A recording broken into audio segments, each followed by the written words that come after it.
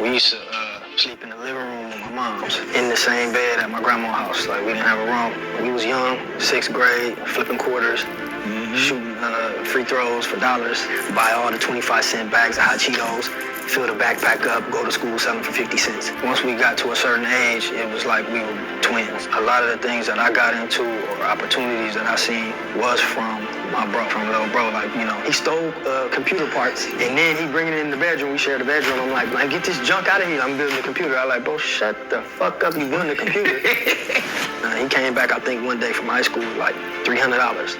He was certified gifted as a little kid. Anybody that was around him, his charisma, he always stood out. People always were like, nah, this guy's special. When they got out of high school, we was able to just really get to it and adapt. And my brother had put me on a CD game, and it just, you know, took off. Like, all right, I'm trying to peel a million out of this. But eventually somebody probably called in or did something where they started investigating. I'm like, all right, took everything out the house, buried the bread, buried probably like $250 in cash. Yep. The foundation of what we doing, it doesn't last. Right? You doing anything illegal or you on the street. So Hustle was like, nah, this is what we gonna do. This clothing gonna be big. It's gonna be one of the biggest things we do. Watch. When I first heard him write something, I couldn't believe it. I was like, you wrote this? He like, yeah. I'm like, oh, okay, this is special. Anytime Nip would pull up, it's like Michael Jackson pulled up in the hood. Gotcha. So many people from the neighborhood was inspired. Somebody came, said one disrespectful thing, Hustle, take his chains off and squabble. Mandatory respect. And at the same time, leading by example, I always felt that God was protecting, and basically we felt like nothing could happen.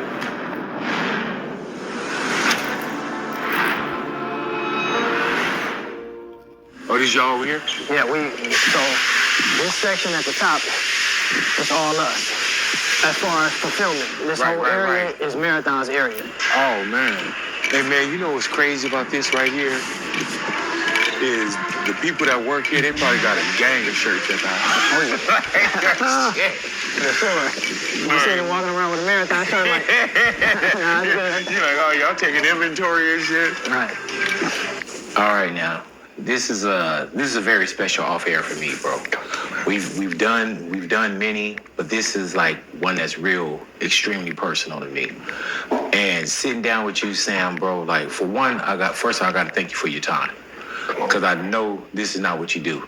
You know what I'm saying? And we had a chance, you know, just off the phone, out of the limelight, man. You know, we have great conversations, 100%. And we treat each other as men and as human beings, bro. So I know that your time is very precious. So thank you for allowing me to come down here and sit with you, bro. 100%, man. I appreciate you, you know, thinking to have me on the show, man. 100%. I appreciate it, man. You know? Sam, were you born in LA, raised in LA? What's the background for Brother Sam? Yeah, born here, LA. My pops is from Africa. Yes, sir. I think he came to New York when he was 17. And then I think he came to LA when he was like maybe 20, 21. What was it like just like growing up, man? Because, you know, there's a lot of things that's in the household, you know what I'm saying? And plus with, you know, the family being extremely rooted, what was it like growing up for you, though? Growing up was good. You know, moms and pops was together a couple years and then split. So for me and bro, we was really, our whole childhood was probably with moms at a granny house. Okay. And then pops, you know, on the weekends or every other weekend. So childhood was good. It was tight-knit with my grandma, my grandfather on my mother's side, and my mom, you know, my uncle. So it was good, like what we call real family structure. You know, 100%. Yeah, man. Yeah. So with good family structure, man, was there always music kind of in the household, or? Yeah. And if it was, you know, what kind of music? Yeah, 100% oldies. You know, Grandma, Al Green, Marvin Gaye. You know, my mom, 94.7 The Wave. Yes, sir. 100%. Now, Sam, are you the oldest when it comes to brothers and sisters? Yeah. All righty. And what's the breakdown? I'm about 82. I'm 3 years older than my brother, and my sister. I'm like maybe like 10. I believe 10 years old, yeah. And just in the household, because like we grew up, man, it was 7 of us as far as kids. Single parent though. My mom took care of us, but we did everything in house. We didn't have 5,000 channels. Right. We didn't have money. You know what I'm saying? Right. Was it kind of the same with you guys, just kind of in the household where you understood the family dynamic and were y'all always tight with each other? Yeah. Yeah. 100%. I think me and my brother, we used to sleep in the living room with my mom's. Yeah. In the same bed at my grandma's house. Like, we didn't have a room. So we was tight-knit, moms on it, working, making sure. And then she saved up some money and bought a house like maybe 2 blocks down. A couple more than 2 blocks on 60th Street, but really like 5 minutes drive from my grandma's house. So when she moved out into her house, then it was me, my mom, and my brother. Right. And then she had my sister.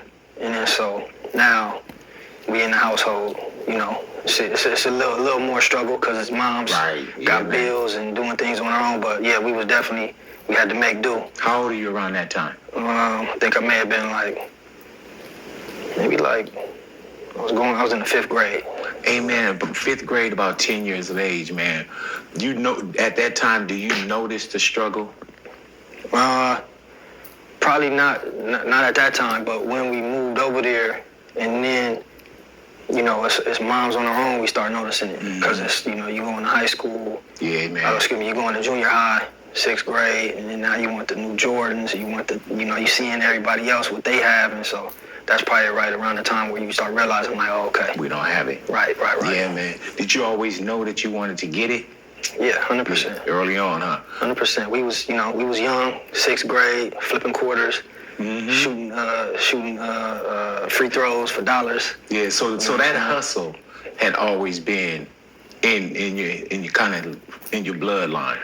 Yeah, 100%. I think my mom, was always trying to look and put us in a positive situation. So she had found like a magnet school. A medical magnet. It happened to be in Watts. So she telling me it's a medical magnet. So I'm going out there thinking it's a medical magnet. It was like 10% of the school was medical magnet. Right, the other 90 was, the public school. So it was in Markham Middle School. Yeah. So, So were you in the magnet program, or she told you that there's a magnet school? She said it's a magnet school, but I'm in the magnet program. Right. Okay. At the school. So had you been studious growing up? Yeah, I was going to school earlier, probably. My mom was working at Kaiser Permanente. So I was going to school. I was going to one of the schools by... Which one, on La Cienega, or which Kaiser was she there? Yeah. Hell yeah. I believe so. And then so I was going to school, what's it called? Carthay Center. Okay. It's over there. So the change from there, from 5th to Markham, 6th, we had to learn pretty quick, but it was good, learning, hustling, man. Making sure if we wanted the kicks, we got them. Hustle came to the same school also, so that was like the grounds to make sure that we kind of knew how to get what we needed. Early on, could you see the responsibility of being the oldest sibling early on? Yep. And what did that consist of? I think just trying to make sure that lead by example, and then also probably being overprotective. You know what I'm saying? But once we got to a certain age, it was like we were twins, damn near. Like when you get to a certain age, it's like he dealing with the same things I'm dealing with.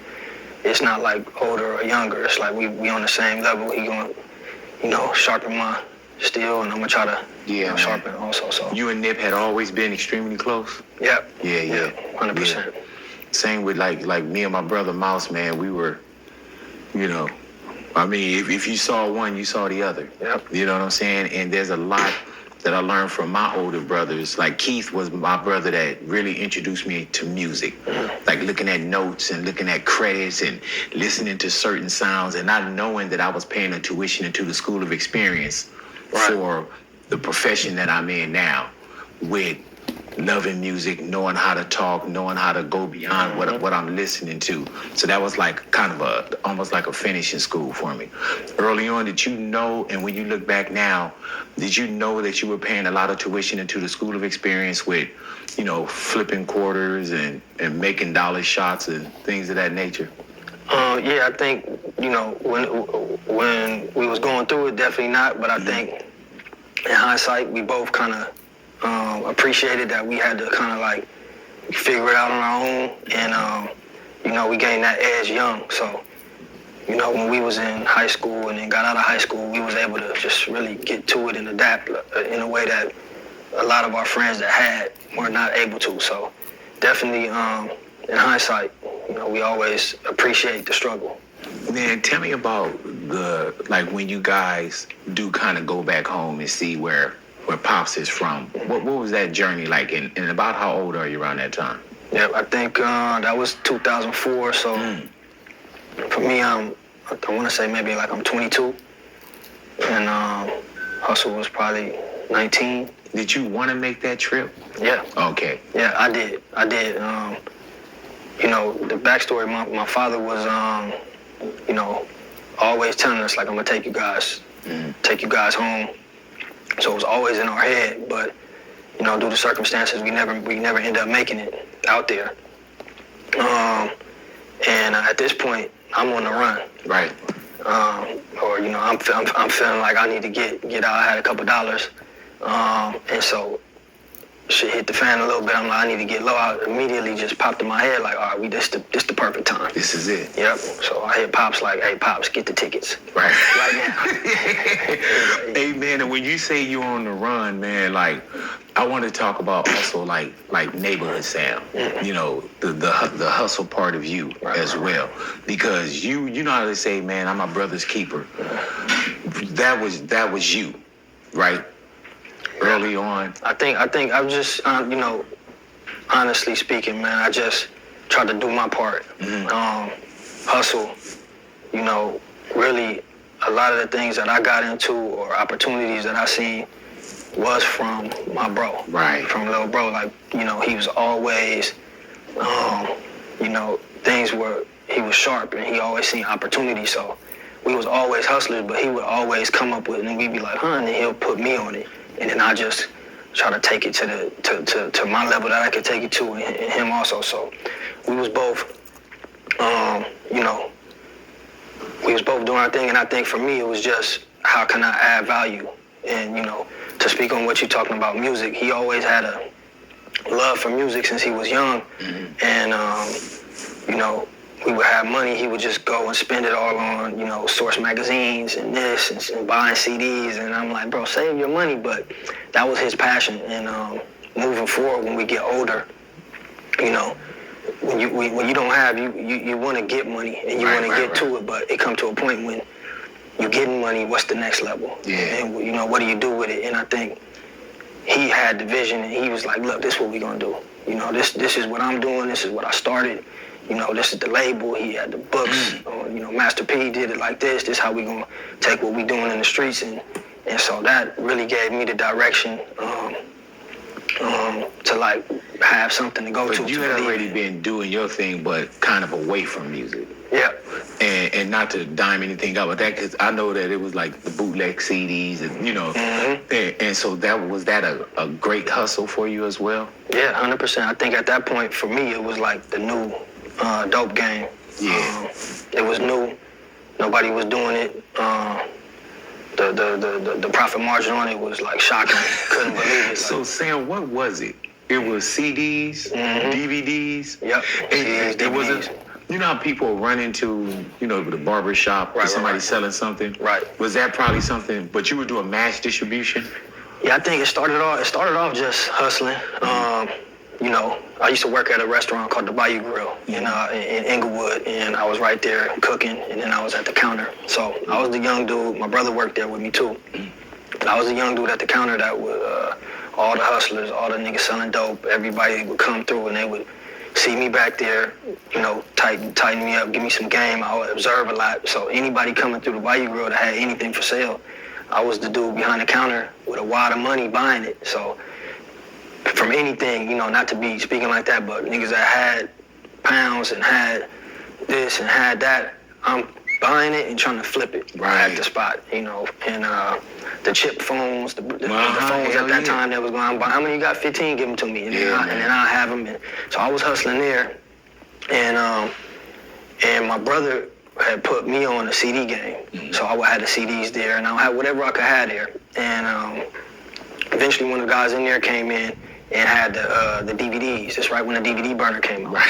You know, I think the DVD burner was like $700 for one burner. And so he had the DVDs, and people was just transitioning from VHSs.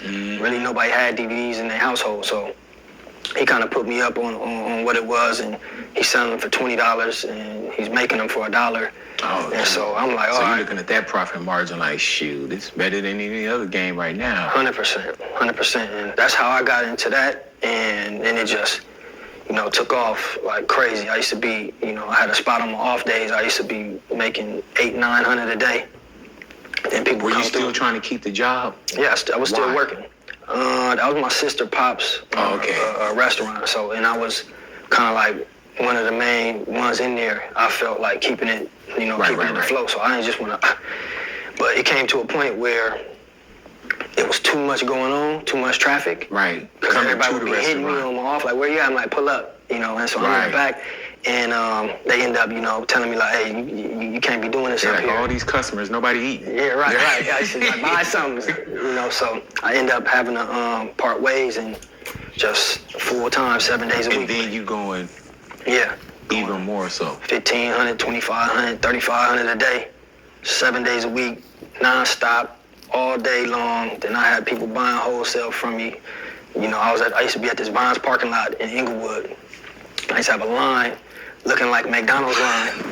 People just, I'm in the trunk, you know. But that was, you know, in hindsight, looking at it, that was God blessing me with an opportunity that was rare. And everybody used to come through, the people I know, like, hey, bro, this shit is crazy. Like, we see you, I just watched you make like $400-500 in 10 minutes. And you out here all day, every day, 7 days a week, man. This shit don't happen. Don't stop. Don't take no lunch breaks. Don't. This shit is different. So, and this is all cash. Yeah, all cash. You know, I used to walk around. I have sweatpants with zippers that I made. I used to have the 20s and the 50s and the 100s in this pocket, looking like this. I used to have the 5s and the 10s in this pocket. That's the change. And you just be in there. Hey, man, you know how sometimes when we caught up in it, did you ever think about this could be over? Yeah, I think my goal, especially once I start making as much as I was making, I'm like, all right, I'm trying to peel a million out of this. That's why I'm there 7 days a week. I'm not taking no breaks. I'm there 20 hours a day. I'm going, making my So by that time, did you have multiple burners? Yeah, we went all in. I got 27 stack burners. I got other people burning stuff for me. You know, it's just taking it to the next level. We wholesaling, just trying to get to that level. And you know, people also, I'm in somebody's hood. I'm getting money. They seeing it. So those niggas coming up there trying to rob me. I'm up there with a pistol, bulletproof. I'm in the rain with pneumonia, with an umbrella. Yeah, man. I'm looking at if I'm not there, I'm losing 2,500 or 1,500 on a slow day. So. You know, everything happened for a reason, and the only thing that could have stopped me from being there 7 days a week was, you know, them coming in and trying to, Motion Picture Association ended up coming in trying to, trying to blitz and trying to open up a case on me. And so how do they find you if you're in the parking lot and you can ghost out? Yeah, they found you though. Yeah, I think, you know, it was like cat and mouse after a while. Like every day, police would pull in. I used to have the lookouts, you know, they'd be like, Sam. So I slam the trunk and just go inside. It's lunchtime when the police come and then they come back out. But eventually somebody probably called in or did something where they start investigating. Motion Picture Association came out. They had like a squad. And, you know, then they blitzed. I end up, you know, tussling and getting away. But then one of my partners that I know, he was a sheriff. He's like, hey, look, it's some new shit going on. They getting task force, and if the motion picture come out, they open the file on you. Like, did they take pictures? I'm like, yeah, they was snapping pictures of license plates. He's like, oh, they coming.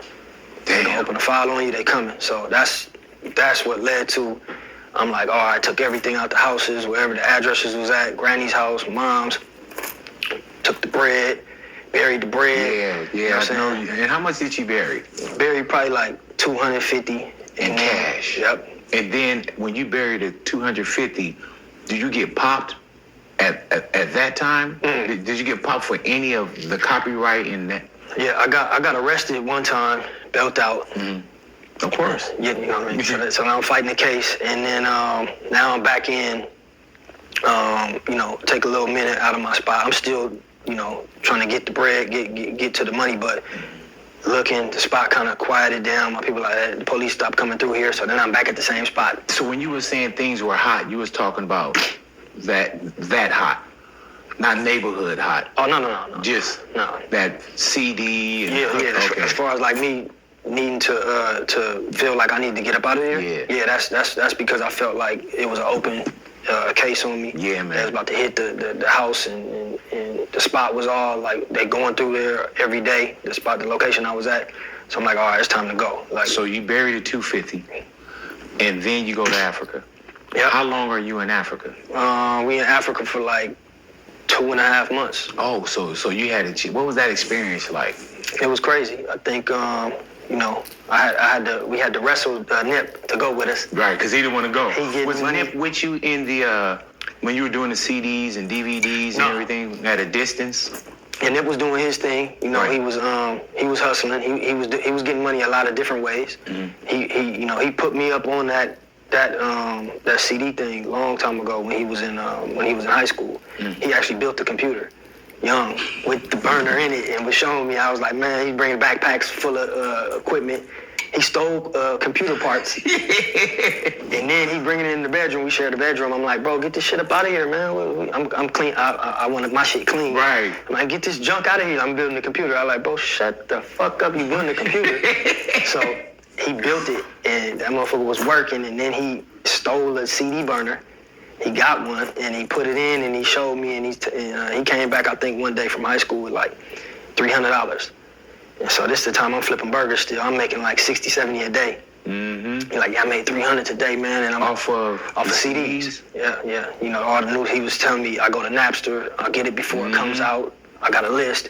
Then he showed me these lists. He like, I got another 300-400 orders that I'm burning today to get to school. So I was just, now I'm like, all right, show me. And so now he showed me everything, and That wasn't junk anymore, huh? not junk. And at this point he was still kind of shorter than me. So I'm like, all right, this mine. I took over so he was mad. We arguing back and forth. Take over the enterprise.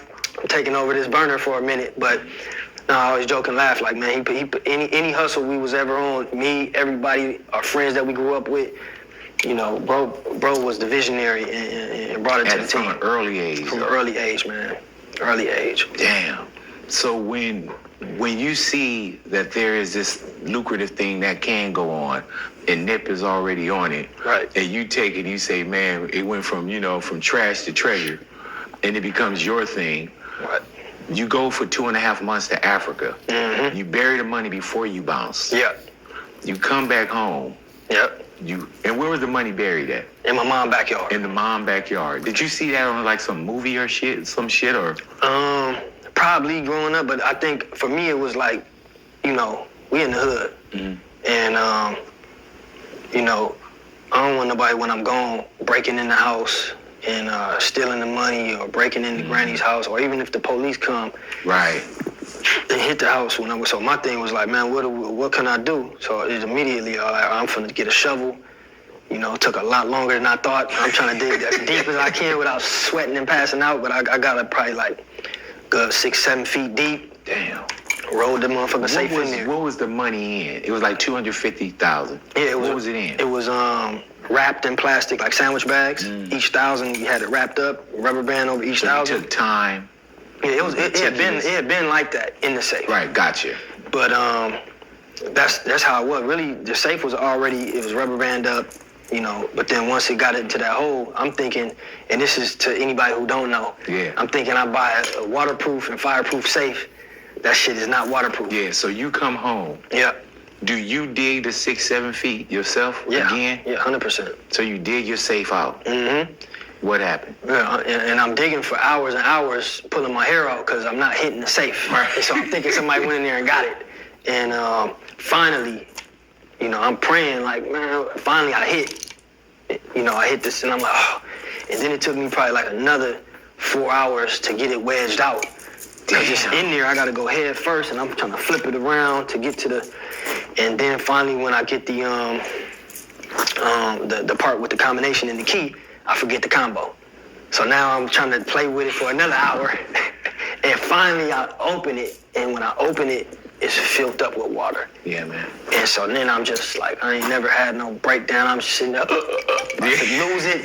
I just take everything out, put it in the duffel bag, get out, running the house. I'm going crazy. My mom is like, what's going on? Let's go in the bathroom. She's like, what the fuck is going on? What's the matter with you? And then I'm just trying to figure out like how I salvage it. The money was molded, wet. Each stack was like falling apart. When you pull it apart, it was just crumbling.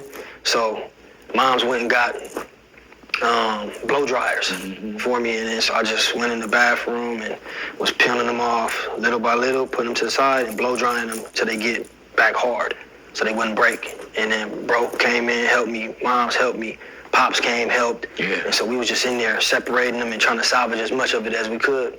You put $250 in. Yeah. How much you lose?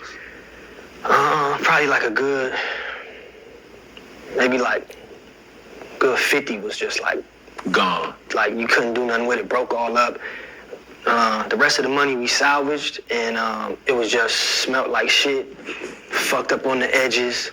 But this was like we counted it up and was like, all right, this is what we got. And then it was the campaign, like, man, we went next check cashing. How many stores they got in this area? Yeah. Got the map. It's 50 of them. Everybody 2,000. Go. And we just get money orders. Money orders, 2,000. It came to a point where we couldn't even walk into the Knicks. to the Knicks. As soon as we get in the line, they're like, oh, hell no. Get the fuck out the store. That money, that bullshit ass money stinks. So we was banned from the Knicks. Everybody from the Knicks all over the city, if anybody working in the Knicks, they remember us. Damn. And we was coming through with the 2,000, trying to get $2,000 money orders. And so you lost 50 off the top. Mm-hmm. And then the other was stinky money. Yep. But you were able to get that back. So you lost 250 complete. I mean, 50 complete. Yeah, 50 was And like... that's 50 real ones. Yep, 50 real ones, man. And it was all the 100 stacks. Damn. The 100 stacks be just 10 bills.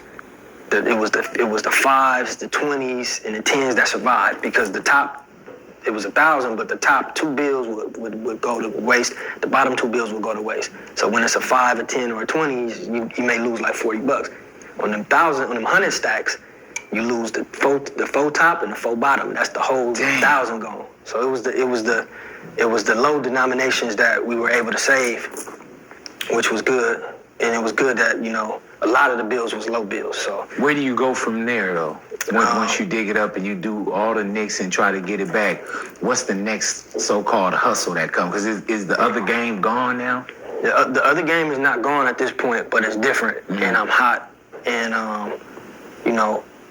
my goal was, for number one, I'm not spending shit. Right. So at this point, I'm not spending nothing. I'm in the bucket, I'm not spending nothing. But we had one good Christmas, made sure that the fam got cars and everybody was good. And after that, I'm not spending nothing. And at this point, it was like we gotta spend it. So now it was like, what we gonna spend it with? And Hustle was getting money. Hustle was like, look, this is what we need to do. So he like, man, I'm putting everything I got in it. Let's throw some money at it too. So that's when we went, and that's when we on the jewelry, and we spending money on certain things and really building the label up. All equipment. We bought a spot, got another spot in Atlanta. We just going trying to build the infrastructure and get the team right. So Nip already got the music bug and already got thinking music business. 100%. So take what we have and put it into music, put it into, the dream. Yep, 100%. Did you trust that early on? Because you had already seen it. Yep. You know what I'm saying? Yeah, I trusted it because, like I used to tell everybody this, but him also, when I first heard him write something, I couldn't believe it. You know, I was like, you wrote this? He like, yeah. I'm like, oh, okay, this is special. And so, you know me, I'm like, shit, my brother wrote that. So I start trying to write some shit. Man, I'm writing for 2 weeks and I just threw the shit away. I ain't got it. So man, at certain points, did it feel like Baby Bro was leading Big Bro? No, 100%. Yeah. 100%, man. 100%. And, you know, even since we was young, we always knew he was, like, special. And, you know, it was always for the older brother, you know, it's an honor that my little brother is doing, you know, things that I can be proud of. Right. And just, you know, never failed, man, since we was little. Just so you always. saw how special your bro, how special Nip was before the world knew how special he was. 100%. I think anybody at this time, a lot of people ask me this question, like, man, when did he? And I be telling them it wasn't no when, it was always. Anybody that was around him from young, he was certified gifted as a little kid. Anybody that was around him, his charisma, he always stood out. People always were like, well, no, this guy is special. Mm-hmm. From a little kid to junior high to high school to, you know, in the neighborhood, the homies. Yeah. Everybody like, no, this dude is special. Everybody, you know, Nip led, you know what I'm saying? And people followed and respected and looked up to. Older, young, it didn't matter. They knew. Who tapped into the neighborhood first? Hussle. Oh, really? For sure. Hussle. You know, I'm young and I'm going to school in Watts before him. So as far as like knowing about hoods and gang LA culture, I was exposed to that first, going to Watts and going to school at Markham, outside of our neighborhood and what we saw. But once, you know, obviously Nip get older, Nip in our neighborhood, which I never wanted him to be a part of. Right. You know, honestly, you know, anybody, and I say this, anybody that grow up and understand, you don't want your little bro being a part of, you know, some shit that you know is destructive.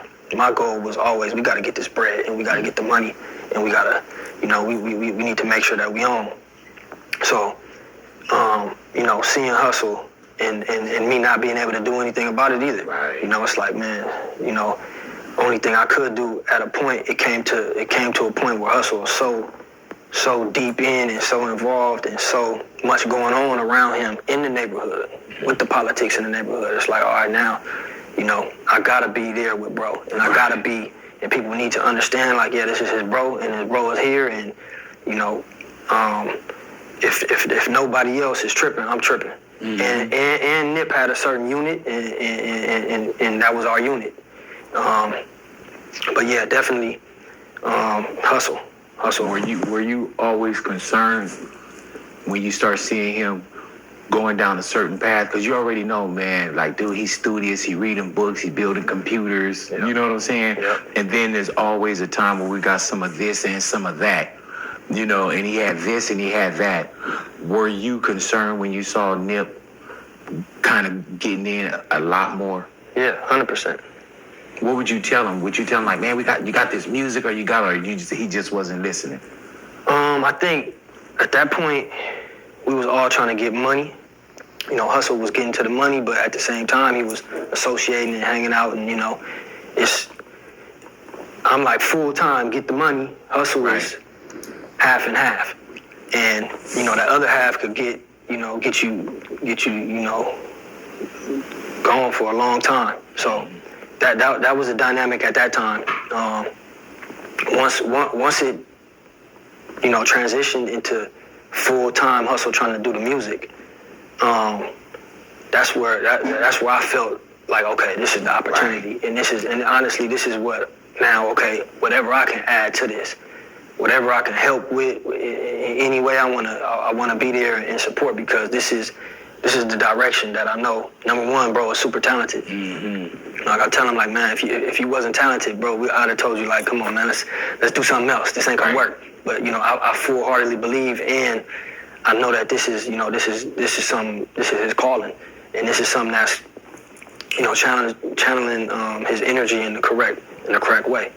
Could you believe how talented he was early on? Like, when you say he wrote a rap, you was like, dude, you wrote that? Yep. Like, did he always amaze you? Yep, always amazed me, and you know, everything. That's what I tell everybody, man. Everything I ever heard from him, everything was special, and I was surprised. So, you know, me Fats, you know, my cousin Adam, everybody, our inner core team was like fully behind Hustle, you know. Did you feel like you had to put a circle around him too? Yeah, 100%. He had a tight crew, and then so I wanted to make sure that I came with and helped build the circle and just make sure that, you know, yeah, we from this area, but it's crews within the area. And, you know what I'm saying, niggas need to understand that our crew and Hustle crew is one of them crews. And, you know what I'm saying, so that was the goal. And you know, that was the people that you see today, that's all money in, you know, that was the crew. That was the crew before anything that people understood and knew, like, all right, this is Hustle crew. And, you know, it's gonna be consequences behind it. And this is like, we make it or we don't. This isn't a group of people that somebody got on and you just start adding to it. 100%. This is the crew when them hood politics start coming and when motherfuckers start being like, you on your own, this crew is not with that. Right. This crew is like there. Did you feel like you had to go a little harder in because you had to make sure that nobody did fuck with y'all?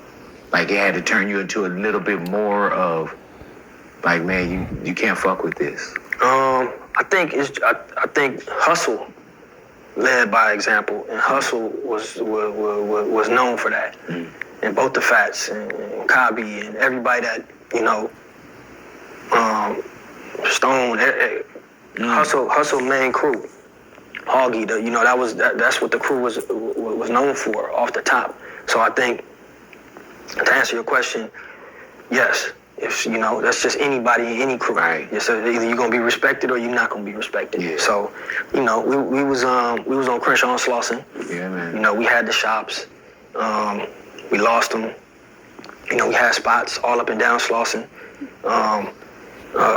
Weed spots. You know, we had a lot going on, and yes, it had to be known, and it was known. Like we ain't them. We not the guys that, you know, the older dudes is coming through trying to extort. It's not happening. Right. You know, we not the guys that's going for anything. You know. Too many times that I can't even speak about. Somebody came, said one disrespectful thing, Hustle take his chains off, and squabbling. Yeah, man. So people knew, don't say nothing to Hustle, and that's if Hustle was around all his crew or was solo. Yeah. You know. Yeah. So, intense on everything. Intense on the music. Intense on the hustle. Intense on the street. Intense. Yeah. So. 100%. That was Hustle. Yeah, man. That was Hustle, man. That's why he was respected. That's why the young kids in the neighborhood loved Bro. You know, they seen him pull up solo, you know, in the bulletproof, hop out all the jewelry, you know, on Victoria, on Bryanhurst. And, you know, certain people say the wrong thing. Hustle in the middle of the street, squabbing. You know, mandatory respect. And at the same time, leading by example and providing inspiration. You know, people seeing Hustle do it. They know Hustle was there with them. They know Hustle sold dope with them. And they see Hustle. And then when he talk, they listen. And he giving you game. He like, look, this is what you need to do. You know, so many people from the neighborhood was inspired first, you know, hands-on. And also from other neighborhoods, you know, from so-called neighborhoods that was enemies. You know, they to this day, man, people be, you know, seeing me, or even they would see Bro and just be like, man, you know, I'm from Woo-Woo, but man, like we got our shop and we started our record label, and, you know, so I think in LA in gang culture, Hustle just inspired everybody and led by example, and that's why, you know, the whole city saluted what he was doing. Sam, talk to me about like the days of when y'all did start the T-shirts and things, and, you know, opening up stores, always being entrepreneurs as well. You know, it's probably thinking about things we weren't even thinking about. You know what I'm saying? Like opening up stores. Like, when did that start for you guys? When y'all started thinking, like, man, we wear T-shirts. You know what I'm saying? Like, we need to sell them. I think we was trying to get money, and you know, it was a lot going on, multiple arrests for myself, and I think me and Fats, man, we was selling T-shirts, and then we had the weed on the low. But the main reason for us being in the parking lot was like we're selling shirts, we're selling T-shirts, boxers. So it kind of started off kind of as a front, honestly. Right. And then we had the movies, we had the weed, but when the police pull up, we like, man, it was T-shirts. And we start seeing the demand. Were y'all on the streets or y'all had brick and mortar at that time? We was on the streets at this time. Gotcha. Yeah, we was in front of Louisiana Fried Chicken. I know it well. Check cashing. You know what I'm saying? All the homies used to stay there and sell dope at the check cashing. When everybody get their cash, they check first cash. person you see. And so now we there too. And so, you know, we would get people cashing checks that would come spend with us. T-shirts, the homies would buy shirts, and we start noticing that we short stopping the swap meet. The Slauson swap meet. Yeah. We short stopping them now. Everybody coming buying their T-shirts from us. And it started turning into something. And we start selling out every day. And y'all just had tables out there? Yep, had a table, trunk, and then we'd go from the trunk back and forth and turn that spot into a money spot also. And then police start coming and start seizing our stuff. Is this after your DVDs? Yeah, this after that. So, Got you. You know, I couldn't go to that spot no more because it was done. And so now I'm like, we need to find another spot. We got blessed and found this spot, and it turned into something again. And obviously, same program. We there every day. Mm-hmm. I'm going, you know, Hustle, making his rounds, pulling up on us, chilling with us for a minute, going back, doing what he needed to do. He had spots, other spots everywhere. He was doing his music. And Fats, I used to pull up, knock on Fats' door. Hey, bro, come on. Get him at 6 in the morning, and we'll just be there, bleeding it till like 12, midnight, 7 days a week. And, you know, we would have never stopped. Police came, kept coming. Finally, they came and they start seizing our clothes, taking everything. And I'm talking about back to back, we'll go spend $1,500 on just a gang of shirts. They'll come take it the next day. Take the next day. So we just getting defeated. Like, damn, you know, we can't keep spending this shit. And they taking it. Talking about they giving us a ticket. And I think it was in a documentary, man. But I remember the one police officer. You know, we like, bro, it's a black officer. He be like, man, why you keep taking our shit, man? We selling shirts. He like, man, shut the fuck up. Y'all niggas want to sell T-shirts. You know, go rent a building and pay lease like the rest of the tax-paying citizens. So I'm like, man, fuck you, man. So he ended up leaving. And so we sit on the curb. I'm mad, feeling defeated, and I just look up. And I'm looking across the street at the plaza, 3420, and I see a big-ass for lease sign. And so I was like, oh, that's God. You know what I'm saying? That's God. I called the number, and we ended up getting that lease. And that was the first brick-and-mortar store we had called Slauson Tees. And literally sitting there and looked over, and there it was. Yep. And I was like, oh, that's a sign. So we got it, and same thing. We up early. We got the tables. We started off with one table in there with like a box of socks, because we spent everything trying to get the place. And then things start rolling again, and now we making money back, hands over fist. You know, the journey, it was always ups and downs. We up for a minute and then we down. We up for a minute, we down. But the key was just stay at it. And Slauson Tees turned into something just like crazy. We across the street, we had the homies across the street with the tables, had the check cashing. We had them pointing, sending everybody traffic to us. And it was just ping pong. We running across the street. And, you know, we had the movies, we had the weed, we had everything booming. People coming from every different neighborhood. All they girls coming to Crenshaw and Slauson, pulling in the lot. Slauson Tees turned into something that was just like big, and it was bigger. And then Nip is doing music, and, you know, anytime Nip would pull up, it's like Michael Jackson pulled up in the hood. Gotcha. Nip pull up, everybody pulling up. And this is before any deal, anything. We'll be like, bro, you gotta stop pulling up and hanging out in the front, man. You know, you got 100 Crips in the front. Customers driving by scared to pull up. This is at that time. So when you see that you guys are brick and mortar, things start going, that had to give you that bug of like, man, this is something that we can continue to do. Yeah. What did you learn early on when you go brick and mortar? You know, we was no rules at that point. Oh yeah. So, you know, we was hungry, we was thirsty, we was doing everything. We had fake Louis bags. We had fake Lacoste shirts. We had the fake Nikes. Remember when the Jordans? Everybody had. We had everything in there, and we was thinking it was never gonna end. We was like, oh, this is crazy. We the store ended up making damn near like 4,000-5,000 a day, just because we had Right. the Jordans, we had the this, it was just, and then we get hit. We get hit hard too at this Right. point. Detectives. Oh, shit. Motion Picture Association come back on me right there. 77 precinct. So they hit the shop. It was multiple. You just saw different jackets. Yeah. Reading it like, oh. Yeah, I got stuck. That's what stuck me. That when they raided that got me stuck. I ended up I was already out on joint suspension, had like 5 or 6 felony arrests, and I was fighting. And then this one they came in, probation department came with them. They raided like it was 40 different police officers, and they got me. And so I ended up going, and I didn't get out. I was in for like 22 months. And when I get out, the shop is gone. We lost the shop. So it's almost 2 years later. 2 years later. But Hustle got signed, and Hustle was in New York, and Hustle is in the magazines. And so my whole time in, I'm getting, I'm feeling like, all right, I'm not even tripping. It's meant to be. I was out for as much as I was needed to try to help as much as I could, and then now bro got it from here. And transition has happened. You know what I'm saying? And You were getting word that Nip was moving. Yeah, he's sending me, I'm on the phone with them every day. I'm hearing about it. He's sending me magazine articles. I'm listening to the radio. I see the music video, the first music video, Hustle in the House. So definitely, man, I'm in there just like, pumped and happy. Like this little time ain't shit. Do you know you coming home to it, or did you think it moved past you?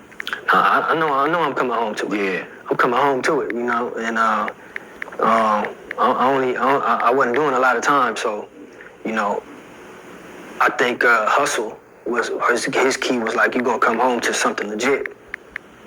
So, that was a blessing, and that's what I came home to. I came home to something legit that was like out of control. This is the time when Bullets Ain't Got No Names Volume 2 was out. So Nip was the hottest thing in the streets. Nip, New York, buzz was going crazy. And, head on, my goal was, obviously I can't be, there with a handout or trying to take. So my goal was like, how do I, do what I'm known to do, and that's try to add value to whatever is going on. So that was the mind state. And my goal was I need to get the shop back. And, we went through a couple of hurdles trying to get the shop back. The same shop. The same shop. Couple different little hurdles, but we ended up getting the shop next to it, bigger. And we turned that into Slauson Ave clothing. And from there, Nip, the Hustle in the House video, the Crenshaw crew neck. Everybody was hitting the MySpace and hitting the articles, the social medias. And Adam and Nip I think Adam actually was like, man, everybody keep asking for this Crenshaw crew neck. So I'm like, huh? I'm like, hold on, what you talking about? He like, yeah, the sweater Nip had on in the Hustle in the House video. Everybody on here, that's what they, man, where can I buy one? Where can I buy one? So I'm like, all right, that's it right there. That's all I need to hear. That's God. Once again, like, okay. So me and Fats were like, we about to make these. So we went, we reproduced the custom Crenshaw crew neck and the hoodies. And we back across the street at the table. And from there we were able to get the unit and turn that into Slauson Ave. You know what I mean? And then it's the same thing, ping pong. And that shit turned into something bigger than the first one. And but the only difference is now, instead of selling fake shit, we selling our own shit. And we creating a brand, and Hustle, is putting it on his back. Every video, people come through, he's branding it, he's getting people to come and support, and he made that sweater even more iconic. And when you see a Crenshaw crew neck or a hoodie or a shirt, you think of Hustle. Yeah, man. And so, from there, Hustle goal was like, we got to create a clothing brand. And, what was birthed was the Marathon clothing. After his mixtape, The Marathon Continues, the TMC. Also like TMC, Marathon Continues, man. Hold on, Marathon Clothing. So we all go high-fiving because we don't know what to call it. And that was it. And one of the things was, while the sweater and the crew necks is getting famous, everybody start bootlegging our shit. Oh. And so we like, man, how do we stamp like that it's now official? You wanna, yeah, you know what I'm saying? How do You we, were the guy at first, huh? Now you all tripping. Right. I said we gotta respect the game. They bootlegging our shit. but not too much. Right. How do we stamp it? Hustle like, nah, we gon' the Tag A Marathon is a Crenshaw crew neck is a knockoff, and that was genius. And so now people like, yeah, that's if it ain't got the marathon on it, it ain't the real day. Yep. And and it was off to the races, man. And just direction from Hustle, always. I remember he had some people come through with cameras in the shop. And me, I'm in the shop. I'm like, who was all these people, all these white dudes with cameras, man? What's he like? Nah, they cool, bro. So I'm looking, they taking pictures. They end up being the hundreds. Mm-hmm. I talked to Bobby Hundred. I'm doing a blog. I want to come to the area. I want to drive around with you. I want to come to your shop.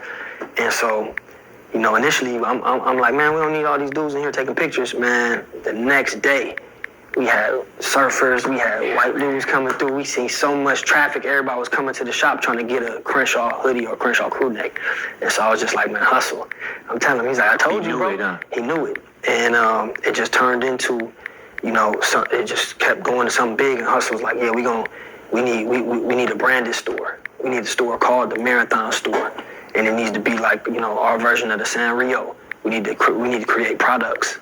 The Marathon Store needs to create Marathon clothing products, the Marathon branded products. He was talking, I want a branded money machine. He was just, giving us the ideas, and we taking notes like, all right.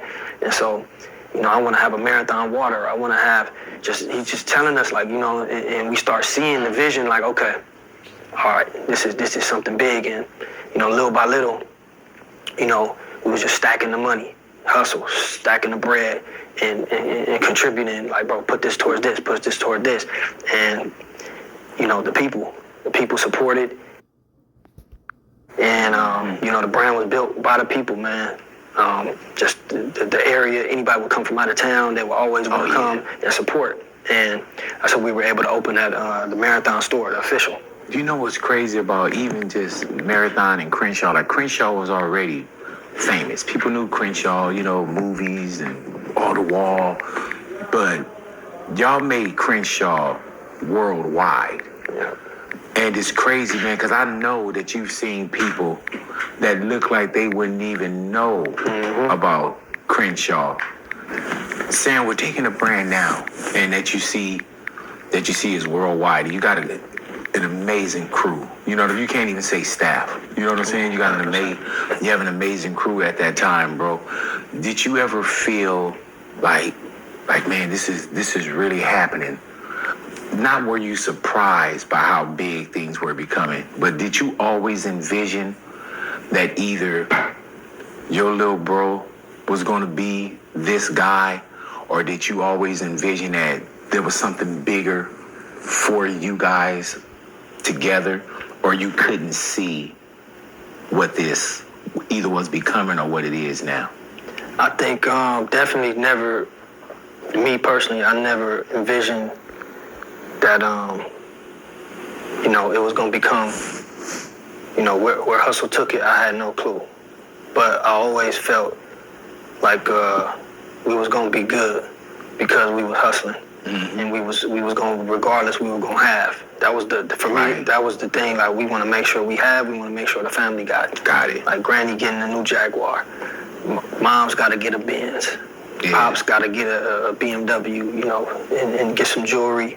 And y'all were able to do those things. Yeah, that was the for us young growing up. That was like, you made it. Yeah. So,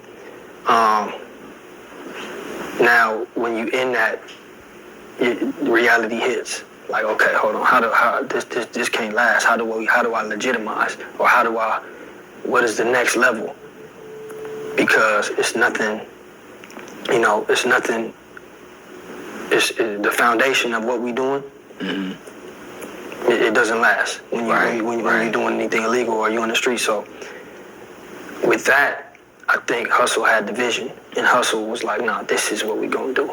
And every time Hussle would lead the way, and I remember Hussle telling like this clothing gonna be big. It's gonna be one of the biggest things we do watch.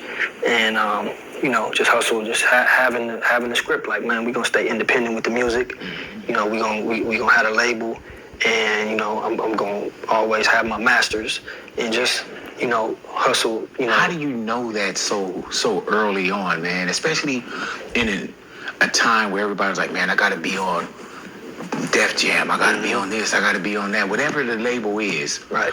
How did you guys had a wherewithal like, no, we gotta own the masters? We hear a lot of that now. Right. And at some point, man, you just want to get in so bad that you'll take anything. Yep. What made him or you guys decide like, no, we got to do it our way? I think that was Hussle, man. That was Hussle. He educated himself always, and I think he read a lot of books. And I remember him telling me like, look, this is what, and also him trying to involve us and others. I think his what's the word I'm looking for, man? The way he wanted to build something that other people could be involved in. So if he was thinking solely for himself, maybe he would have been like, oh, I need a deal. Right. But he was like, look, this is how y'all could add value. This is how y'all could have ownership. This is how we could get in business. Yeah, I do music and I'm an artist, but we gonna start a label. And this is how Master P did it. This is how Cash Money did it. This is how Jay and them did it. So it was examples. And he just wasn't saying like this how they did it. He had the details. He had books. He had, look, this is the split. This is the type of deal. This is who they did it with. And so, he's lacing us and making us believe and giving us value like, okay, shit, yeah, we don't do music, but we can be in the music business and we can create a company. He formed the companies. He like, look, I incorporated this, and he had business cards, and he had the vision for the markets that he wanted to go at, and he like, we gonna put posters up and we gonna sew up our area first, and then after that we gonna go to here and go to here. And I think anybody that talked to him and saw how sharp he was and educated he was like, all right, along with the talent, but they was like, all right, now he's not just an artist, he's a businessman, and he knows what he wants. And I think that's why everything he said he was going to do, he was able to accomplish it. Yeah, man. There was times, bro, where he'd tell me about, Big, have you read this book? Have you, other people asking, have you went to this restaurant? Have you tried this? And it was always a book. I remember we did that cruise, and everybody else was throwing pool parties and this, that, and the other, and he did like just a seminar where he just talked about business. Dope. You know what I'm saying? And opening up. And it was times, bro, away from the radio stations and away from, the limelight, just the conversations that I would have. And you got to think, bro, like, I'm damn near 20 years senior, but I'm listening to bro. You know what I'm saying? I'm listening because when a wise man speaks. Yep. And you guys trusted that, and you also understood, like, man, we can add value to this as well. And just a good team of people working for a real common cause, bro. Yeah. And you look at when you say the Master P's, the Cash Moneys, the Rockefellers, those are things that you had a chance to look at, and then you guys become that, where you give other people. I know you had to see other people with hope that, man, we doing the same thing. Yep, 100%. And one thing we used to always, with Hussle, he was always willing, and I think he, his driving force was to inspire people, and so, honestly speaking, I'm very territorial, like, hold on, like, it's a good idea, like, hold on, don't get that idea, like, that's us, we gotta do this. And Hussle would, always, like, we ain't even, you just told us about this, we still working on it, and you telling the next person, or you telling the next person, you telling Hussle, be like, nah, bro, it's cool, we gonna, get a game, and, we gonna be good. But he always wanted to Share the wealth. Share the wealth. Share the knowledge. Yep, and that's one thing that we used to laugh and joke like, oh, bro, don't. But when you look back and take a step back, man, it was a quality that definitely other people appreciated, and I myself had to be like, man, Hussle was just, his goal and his purpose, like he really wanted to always inspire, and then he also got a kick out of seeing somebody achieve. Like he loved it, and I think that made him feel good. Hey man, I remember even the Smart Store when y'all opened up the Marathon Smart Store. I was like, what the fuck is a Smart Store? Yep. And early on, we used to like, yeah, you can come in and you can point your phone at this. And I'm like, what? And then is it Idris? Yep. Idris Sandu. Yep. I remember, man, when he told us the story about how he met him, he said he was like, went to go get a green juice and Idris was in there and he said, man, I just kept walking past, bro. That he was doing something with his hands and making things move. But even just to tap in to something like that so early, bro. Yep. Where and peep it and understand, man, this is the next thing. And now you see certain things now, man. Like Nip was on before we even had the scans where everything could just be scanned. Now everything is scanned like that. And when you talk about a Smart Store, bro, nobody was thinking about that. Man, I'm gonna tell you a story, man. That goes to Hustle Genius. We scrambling, trying to get the store open, and we did like a little mini doc, and we made sure the store was filled up with clothes, and we trying to, fold them correctly and make sure it's clean, and we finally ready, probably like a week and a half before the grand opening, or maybe like 2 weeks, and we doing our countdown. And Hustle like, yeah, man, I just met this guy at the Starbucks. I was going to get a tea or something, and I seen him, and I'm like, huh? He like, yeah, we about to make the store a Smart Store. So I'm like, what? I'm like, no, we don't got time for that. I don't even know like you say, I don't know what is the Smart Store. He's like, no, trust me, bro. So I'm pulling my hair out. I'm mad, like, man, what is this? And so I meet Idris, and he's telling me this, and I'm like, bro, we don't got time. So we end up, he get it, and he make everything. He go in, and he integrate it with the clothing, and, geo-fence it. And then so I'm learning things that I had no clue about. And in hindsight, looking now, when that store opened, and it was the first Smart Store, and that's why I just like Hustle, the genius of Hustle, man, and so many different things like that he's done. But it's always, driven from his vision, and he got the right vision. And to this day, people still talk about that Smart Store. Oh yeah, bro. And just him seeing Idris and seeing him young, black, dope at technology, and wanting to do something with him, and wanting to, have him a part of the store grand opening, and then him also, just being excited to see Idris keep taking it to the next level. That was something that, like I say, man, that really drove Hustle. What made you guys want to really do business and be a part of the community as well?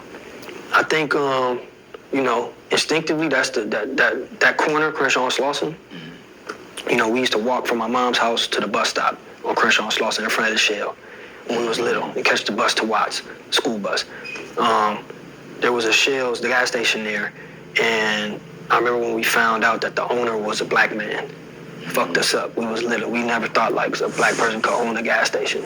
And so he was there, and he would fuck with us like, what's up, man? What's up? He was cool. He coached basketball, and he liked us because we used to go in there, backpack empty, no books, buy all the 25-cent bags of hot Cheetos, fill the backpack up, go to school, sell them for 50 cents. And we used to come every day, be like, man, y'all getting all the chips and no books. So he kind of took a liking to us, but that's when we thought, ownership from back then. And fast forward, that parking lot behind the Shell is where the shop is. Yeah. Hustle, we used to be in there hustling when it was an abandoned building. And then he sold his first mixtape in there, and then we were across the street hustling. And for us to be able to get the shop in that parking lot, it meant everything because we grew up in that parking lot, in that area. And by us getting the shop, the community supported young, old, people that may have looked at us and been like frowning upon us. At this time, like, man, I'm proud of y'all, man. Y'all got a business, and they made sure that they came and supported. So the significance of that area and being there, and all the money that was spent with us, they saw what it was turning into. So everybody, from the aunties, the grandmas, you know, to the homies, coming spending money. They seen we took it and we flipped it, and we took it and we flipped it, and they saw what the support, you know, what we did with the support, and it was key for Hussle that he stayed, and we opened the first marathon store there. Right there. Because there was a lot going on, man. Police, you know, I'm going to jail, everybody going to jail, they raiding the shop. So at one point it was, you know, like, man, we need to get a shop on Fairfax. We need to open this marathon store. Like, when we do the marathon store, it need to be somewhere where we ain't got to worry about this. You know, we get into it with the homies sometimes, and, you know, all type of stuff. We like, we may need to do that, but Hussle was adamant, like, nah, that's store number 2. Store number 1, we got to open up on Crenshaw and Slauson. And I think, number 1, it was because he wanted to inspire and wanted to show people, like, nah, like I'm from this area and I'm doing something big here and I'm investing here. And number 2, you know, it was an obligation because, you know, we was made and the brand was built from the people's support. So yeah, so it was very necessary. Yeah. Did the owner of the show ever know that those were the same kids on the other side of the alley? Man, I don't know. I don't know, because he ended up selling it. I don't know, but I hope so. If he seen Hussle, he probably could put 2 and 2. And some of the employees, you know, he hired all the young, you know, 20-year-olds from the area. So the homegirls was in there working, and some of the homies, when we was younger, we knew that they had jobs. And so I'm sure if they had contact with him, they let him know. Were you ever concerned about how accessible you guys were? I mean, yes and no. Just every day, we know where we at. Right. So we was always, you know, had to be aware and be on point, dealing with all the different things that go on with, you know, being in the hood. But I think I always felt that, you know, God was protecting, and basically we felt like nothing could happen, like, because we've been through too much, so many different crazy circumstances where, you know, we felt like as long as we do the right thing and we keep pushing forward with the positive, niggas can't, like, it's nothing that could happen. So that was the honest thought, you know, and you know, it's hindsight, man. Just you never understand. Man, I think as a partner, as someone from the outside looking in, right? I remember just what that day felt like when Nip passed. My mom passed on March 31st as well, right? So literally, I went to my mom's grave and I was doing a comedy show probably like the night or 2 before. And I wanted Nip to record me a drop, like, oh, go see Big Boy's comedy show. He didn't get around to it. So literally on the way home, I was like, man, when I get home, I'm gonna call him like, oh, it was successful, and, you know, and do what we usually do, bro. And when I got to the house, I remember my man Fuzzy, he had hit me up, and he said, man, I'm over here by Marathon. He said, something's going on over here. He said, they got it blocked off. And I was like, man, I said, he said, I'm gonna try to get closer. And when he called me back, he said, man, they're saying something happened with Nip. What was that day like for you, bro? And did you feel any premonitions before we lost Nip? 100%, man. I think, man, we just, it's my cousin's birthday, so I want to say the night before, Nip took us to Wally's, Beverly Hills, me, Pops, and Adam, my cousin Adam, and just had a long talk with bro, you know, not to get into too much detail, but there was a lot of big politics getting into it with certain people. You know, Hussle had DJ Khaled in the hood. Not to be speaking too much on shit, but we came frontline like we always do. And, you know, niggas gonna know we gonna crash out behind it. We not playing. Ain't nobody saying nothing to Khaled. Ain't nobody doing nothing to Khaled. And he's straight. And Hussle frontline that. And, you know, we felt like certain people didn't like that. And did the video. Khaled got out of there perfect and smooth, and you know, we appreciated Khaled for showing up and coming to the hood and doing the video, and you know, we knew that this was gonna be one of them videos, man. Hussle brought DJ Khaled to the hood, and you know, had John Legend in the other scene. So we at Wally's, and we just chopping it up about a lot of shit, man. Just, you know, making sure that we on point in security, and when we pull up, it's, you know, we like, Hussle, when you pull up to the shop, call us. He like, bro, I'm not calling you niggas when I pull up. I'm not calling you niggas when I pull up. And we like arguing and just, you know, but turn into, you know, a little bit of that, and then back to the, you know, celebrating bro Adam's birthday, and Hussle got us the back room, and you know, family there chopping it, and just us four, and we stayed there forever, man. And when he walked out, we all walked out the back room of Wally's. I think Rivera, one of the guys that filmed the video, just happened to be there. And so he see us walking out, he like, oh, Hussle, what's up? And he like, man, what's going on? He like, bro, they just sent me the first edit of the video. And so he pulled it up, and he like, man, look at this, bro. You look amazing, bro. You about to do movies after this. Look at this shot. And so Hussle seen it, and Hussle was smiling. Hussle was happy. He seen the shots of the video. He's like, man, he's telling him like, bro, ain't no more small time shit, man. After this, nigga, your shit going out the roof. And so, you know, we was all happy and shook hands with them, and then we left. And that was the last interaction, bro. And that was the night before? The night before, Saturday. And so Sunday, what was that morning like for you, Sam? Sunday, it's a regular Sunday, man. I think we had spots in the hood. So one of the spots we had a little weed spots. It's a 24-hour spot. And I think it was my boy who usually do one of the shifts. I had to cover one of the shifts. And so I think I was in it all night. And the morning shift came in, and I ended up leaving. And so my goal was to go to the house and sleep a couple hours, and then go back to the shop and close the shop up for the rest of the night. And so I'm at Granny's house, sleep on the floor, and this phone just going crazy, man. It woke me up, and I picked the phone up, and you know, forget who called me, man. I just hear people screaming in the background, and they like, man, you know, bro got shot. So I just immediately just run out the house, and just jet out the door. My grandma was in the living room watching TV, so she seen me run out, didn't close the door, just got in the car. My grandma's on 5th in Slauson, so the shop is maybe like 6 blocks away. So I just ran every light, every stop sign, and I get there, and man, it's just going crazy, man.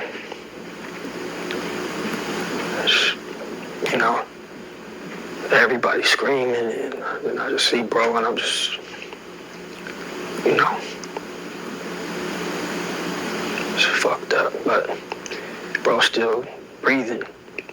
I think Kev Mack was like talking to him and trying to tell him, you know, breathe, stay with, just breathe, bro.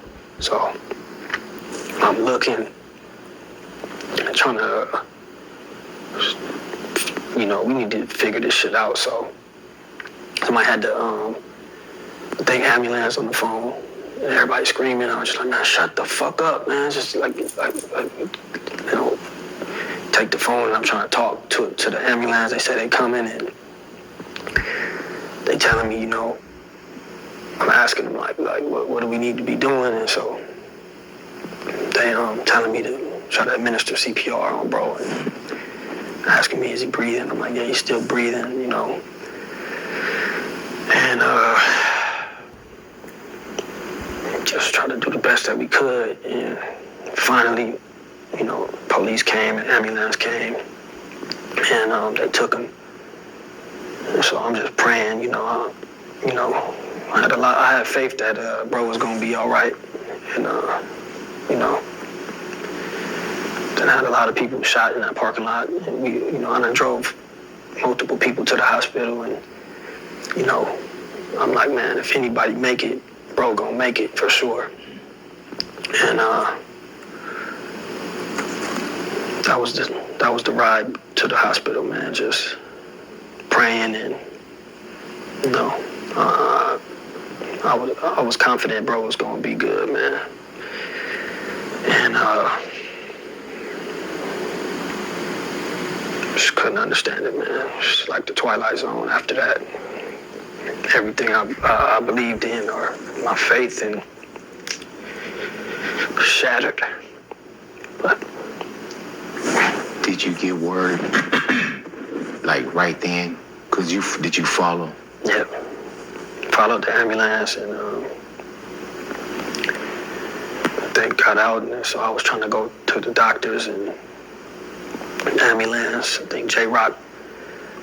Then one of the ambulance told J-Rock something, and he came to me. I'm like, no, I'm not trying to hear that, man. I'm trying to figure it out and go talk to them, and then go to the doctors. And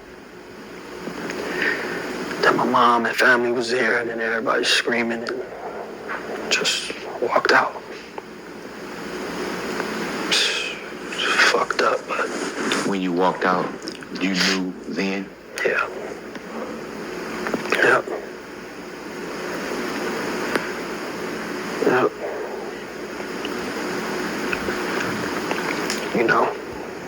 Still can't understand it, honestly. Just it's Twilight Zone, man. Don't understand. Shook my whole belief in whatever I believed in, and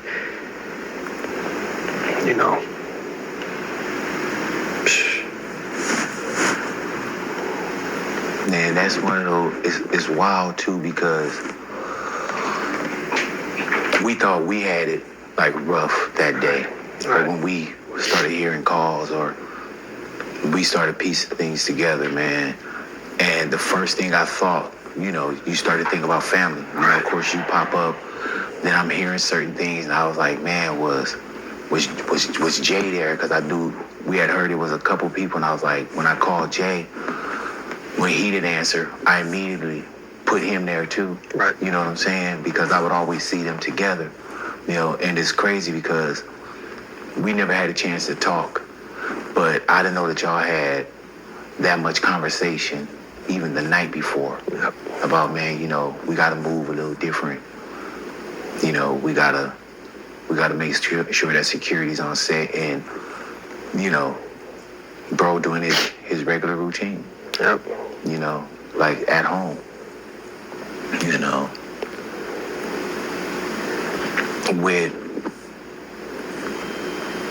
With that, bro, it's like,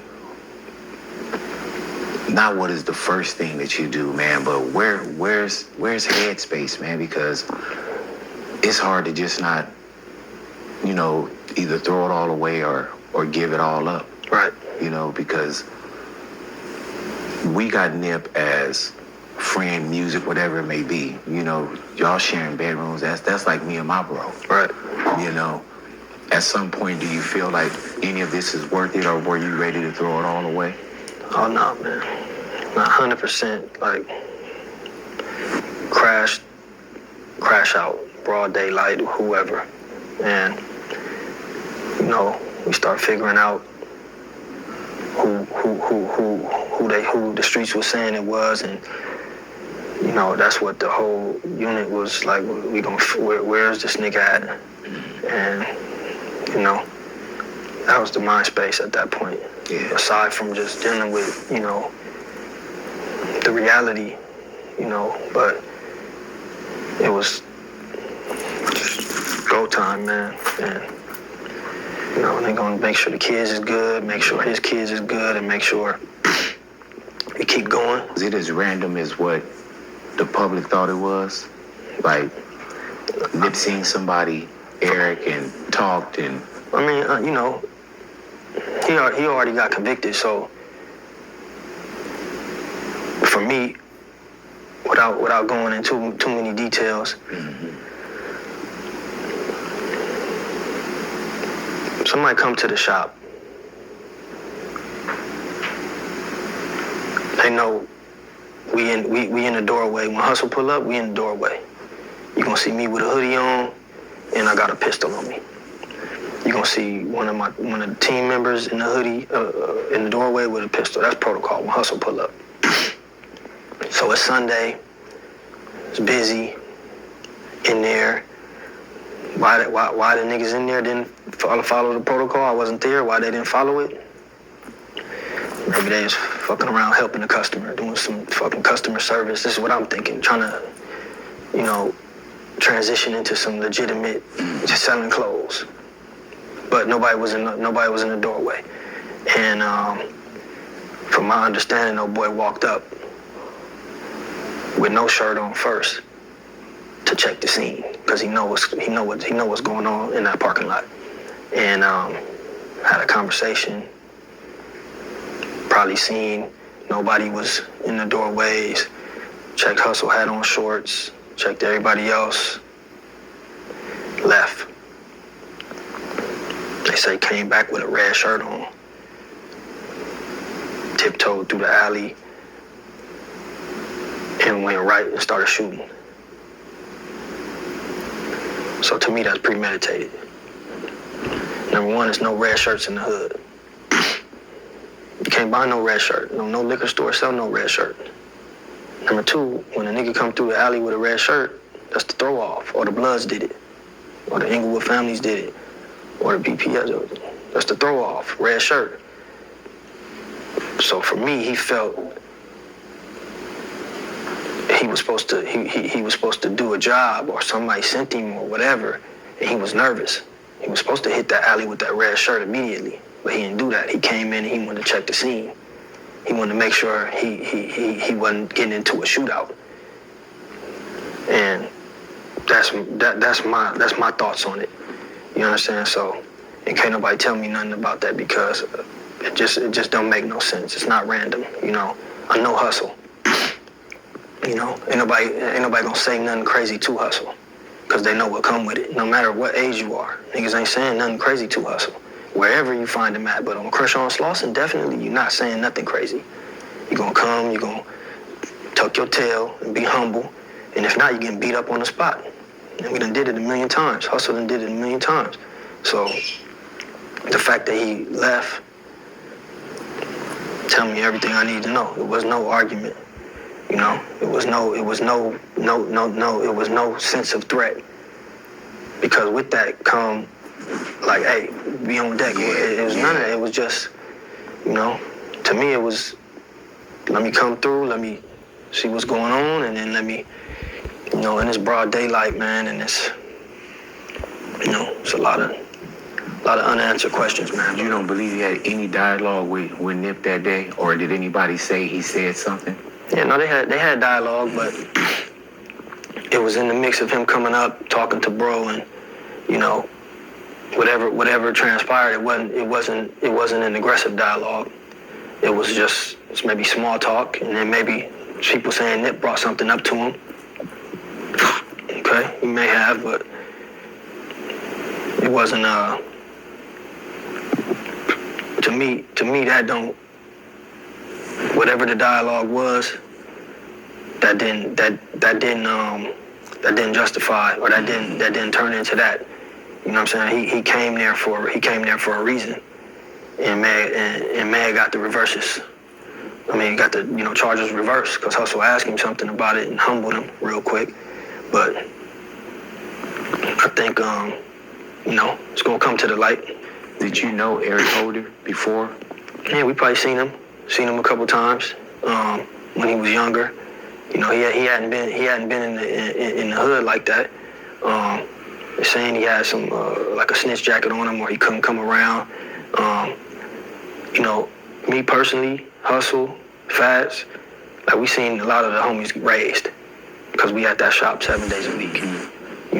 Before it was the Marathon store, when it was Slauson T, Slauson Ave, we had weed spots all in the hood. So we seen a lot of the young homies raised, from kids to teenagers to adults. We watched them. They know us. We know them. Anything we throw in the parking lot, if you from that area, if you from the 60s, if you from the 30s to the 100s, when Hustle throw something in that parking lot, you coming. From whatever it is. You in the hood, you smoking weed, you coming to our spots. He was never at any functions. He was never at any grand openings. He was never at anything Hustle was doing. He was never at any shows. It's because he wasn't good in the hood. So all this other shit niggas is talking about, I don't know it. He wasn't good.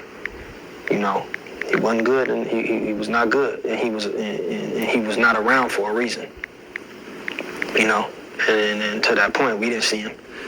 Hey, Sam, why was it important to you and to the family to make sure that LA had a chance, and the world really? Because I was people flying in from Japan, Germany. Why did y'all feel that you wanted to make sure that you did it at, was it Staples? At Staples Center, and take Nip, through every neighborhood?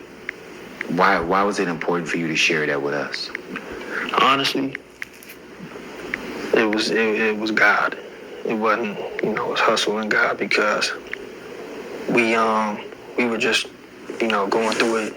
Obviously, man, we gotta get this funeral handled the right way, and we're trying to hit churches and, black churches, black preachers, and nope. They were afraid to touch it? So we couldn't find a venue. And so that we just like, this is crazy, man. And I think Karen Sybil came and was like, we gonna figure this out. And she reached out and ended up like, man, we got the Staples Center on deck. And I think, LeBron and Live Nation, Rock Nation, everybody pulled their resources together and made phone calls. And, after weeks and weeks of like, we can't get a venue, like, look, this is, we got the Staples for bro. And so at that point, it was like, all right, man, we gotta make sure we do this the right way for bro. And just trying to plan it, and people came and supported and helped plan it and, make it happen. Definitely the family was appreciative of that. And just driving through the city, man, I think,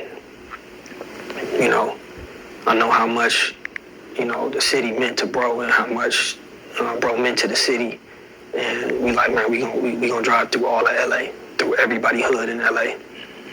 And, so much, pushback, like, nah, we can't do that. Police, we're not giving y'all an escort. Man, fuck y'all, we don't need y'all escort, man. It's gonna be too many problems going through different people's neighborhoods. I'm like, man, we gonna go through every neighborhood in LA and nothing's gonna happen. Watch. Mm-hmm. People gonna be out there salute. And we did, bro. Yep. 100%. Did you feel like you were just on automatic? Like you weren't in the moment? Did you just feel like you were just kind of floating through it? It was just, hardest time in my life, and for the family and everybody, man. But, it's just, you gotta follow through, man, and send bro home the right way. And, to this day, man, it still seemed like not real that bro was gone, but at that time, yeah, it was, hard, man,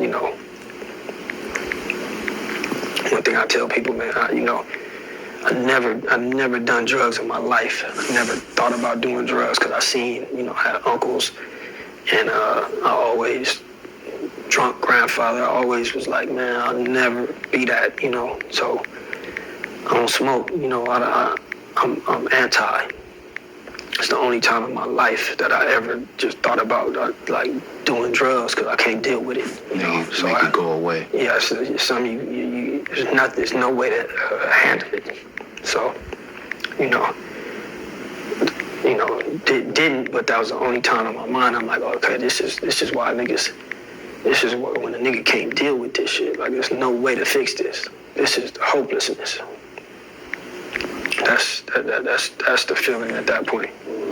Is it kind of like the gift and the curse too, Sam, where you're reminded all the time, and that's love. Right. But even when you go by and you see like a mural, you know, Right. there's no day where cause it's gonna be on you every day anyway. Yeah.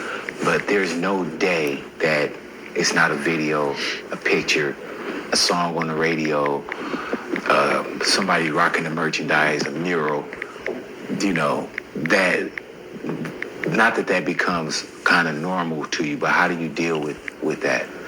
One moment at a time? Yep. I think, you know, the murals, you know, I'm happy when I see bro on the murals, you know.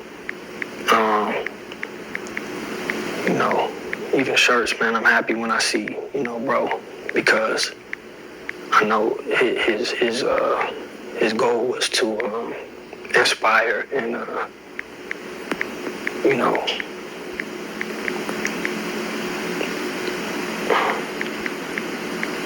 that's like proof. You know what I'm saying? Excuse me. That's the proof that he did what he wanted to do. You know, I used to be like, man, we gotta get to the money and, you know, get this shit. And he like, yeah, we gonna get to the money, bro, but this shit bigger than that. So, I think, my bad, bro, I think,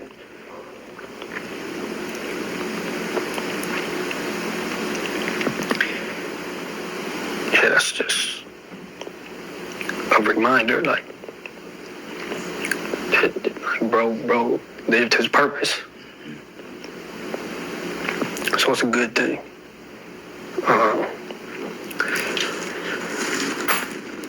Hard things probably is like people trying to take pictures, and that shit never easy. Because I don't, you know, I never been taking pictures, and so when people, like, that's a hard thing for me. With you? Yeah, right. That's the hard thing, because it's like, I know that's when it's like, okay, I know why. Like, man, but obviously you understand why, so they showing love to bro. So it's like, okay, come on, but that for me, that's the going through day, and then somebody, oh, bro, that just brings me back into the mode, like, that for me, that'll never be, I'll never be able to deal with. I'll never get used to that. Yeah. When Nip says the marathon continues, that really means something. Either different today, or there's so much that's valid to those words, bro. Why is it important? And I mean, just the work that you guys been doing collectively with keeping the brands and ownership and taking care of the kids and the family, you know, with the marathon continues, why is that so important to you, Sam?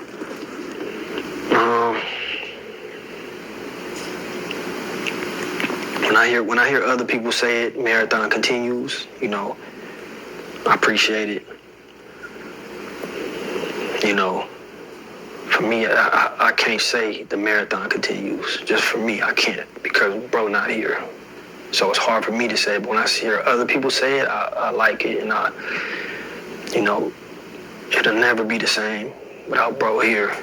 But like you said, man, us trying to just continue things that he started and wanted to accomplish. I think it's our duty, man. Get this documentary out, get it done correctly. You know, obviously his kids, my niece and nephew, you know, make sure they understand who their dad fully was and what he did, and also, you know, the fruits of his labor, and making sure that they have, I think is the mission. You know, make sure that they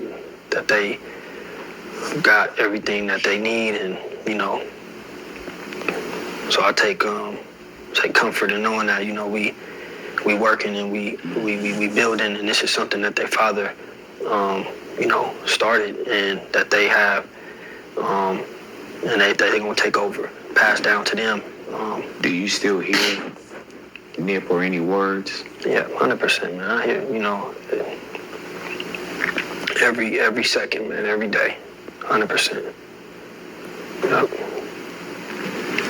Man, well, I know we're talking about the documentary that's coming, man. The legacy. Yep. I feel like, Sam, you've been protecting it so well, and not making sure that it didn't get into the wrong hands, that there's nothing goofy. As much as we love Nip, there's nothing like brotherly love, bro. You know what I'm saying? And, just to even get up every day I'm pretty sure at times it is, and I know it had to be extremely hard, because I know what loss is too.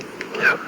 And man, like, bro, I really thank you for sitting down with us, man. Come on, thank you. And I know, like I said, when we first started off, this is something that you do.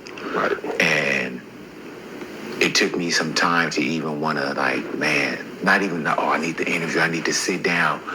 But I just wanted to talk to you, and I thank you for allowing me to sit with you and you to be this comfortable with me, bro. And, on and off, we've had a chance to talk about you being comfortable, Nip loving what we do as well, man. And I want to be a part of preserving that legacy and continuing that legacy, man. And Sam, thank you for your time, bro. Come on, 100% big. Since day one, you've been supporting Hustle, us. We was little listening to you, so it's an honor, and definitely Hustle loves you and had a lot of respect, and definitely appreciate you, all the support, and 100%. I'm honored to be on this with you, man. So thank you, bro. For sure. And I was talking about this box right here, man. Those boxes, when I flipped the box open and I saw that I was in the box. Right. Bro, I showed that shit to my wife, Sam, and I was like, I know there's 1 billion pictures. 1 billion pictures, bro. And to get in that box, man, is like, you can't take. Come on, man. Definitely appreciate you always. Being off air with me, bro. I appreciate and love you, man. Likewise, man. Thank you. Once again. Respect. All the time. Always.